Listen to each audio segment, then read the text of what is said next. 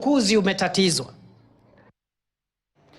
And Embu Governor Cecily Mbarire has accused former Deputy President Rigathi Gachagua of being behind the protests that rocked Embu town on Wednesday, leading to massive looting and destruction of property.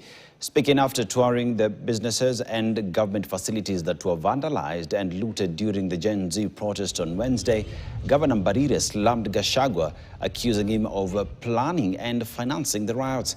Before naming Gachagua as the alleged mastermind of Wednesday's destruction, Mbarire asserted she had no fear for her life in linking him to both the recent chaos and violence witnessed during last year's finance bill protest.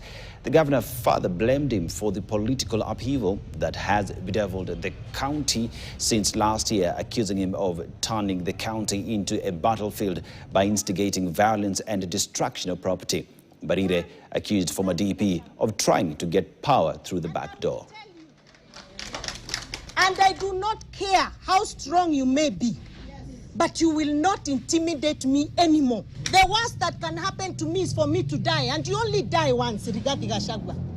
You cannot turn Embu into a battlefield. You cannot claim to like the people of Embu and love the people of Embu and punish them at the same time.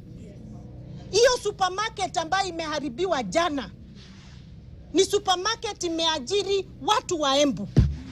Whether they may be wa Embu, wa Kikuyu, wa Kamba, they are people of Embu County. Who is suffering today?